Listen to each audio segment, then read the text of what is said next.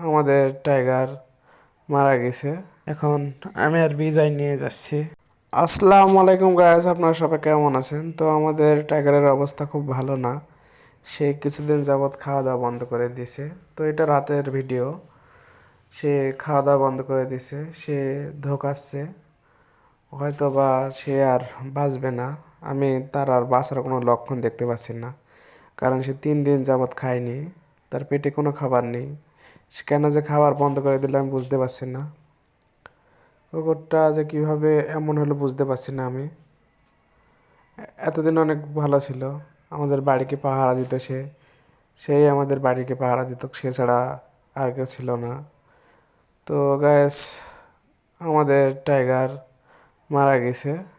এই যে এটা সকালের ভিডিও, আর আপনারা যেটা দেখলেন এটা রাত্রের ভিডিও।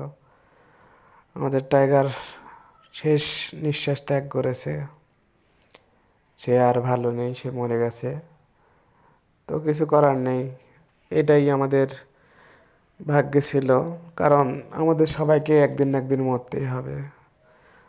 তো চলুন এখন আমরা আমাদের টাইগারের জন্য কবর খুঁড়ি, সেখানে আমরা তাকে মাটি দেব। তো এই যে ইতিমধ্যে আমাদের জয় সেখানে কবর খোঁড়া শুরু করেছে। এর আগেও আমাদের 2টা কুকুর এখানে কবর দেওয়া আছে। তো এখন জয় তার পাশেই কবর খুঁড়ছে। তো গাইস, এখন আমি জয়ের থেকে কোদালটা নিয়ে এখন আমি খুঁড়বো।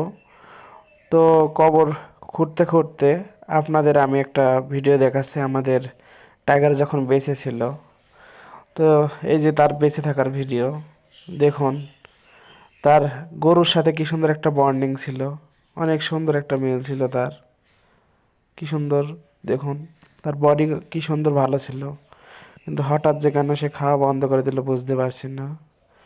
তো গাইস, আপনারা আমার টাইগারের জন্য দোয়া করবেন সবাই। তো গাইস, এই যে আমাদের কবর খোঁড়া শেষ। তো এখন আমরা টাইগারকে নিয়ে আসব সেখান থেকে। এই যে আমরা নিয়ে আসছি। এখন আমি আর বিজয় নিয়ে যাচ্ছি। এখন নিয়ে গিয়ে তাকে কবর দেওয়া হবে। অনেক কষ্টেই তার জান বের হয়েছে, অনেক কষ্ট লাগছে। তাও কিছু করার নেই, সবাইকে একদিন না একদিন মরতেই হবে। তো এখন আমি টাইগারকে কবরে রাখবো, শেষ বিদায় দেবো আজকে আমরা টাইগারকে। এই যে, তো এখন এর উপরে আমরা কিছু টুকরো লবণ দেব, কারণ লবণ ছাড়া যদি আমরা মাটি দিই তাহলে হয়তো কোনো শেয়াল বা অন্য কোনো কুকুরে তুলে নিতে পারে। তো এই যে এখন আমি লবণ দিচ্ছি ভালোভাবে। এই লবণটা দিলে অন্য কোনো হিংস্র পশু পাখি এর গন্ধ নিতে পারে না, আর গন্ধ তেমন বের হয় না। তো আমি এখন পুরোপুরি তার শরীর লবণ দিয়ে দিচ্ছি, যেন সে ভালো থাকতে পারে, কারণ অন্য শিয়াল বা কুকুর তার লাশ তুলে ফেলতে পারে এই কবর খুঁড়ে। তো এই যে এখন আমাদের লবণ দেওয়া শেষ।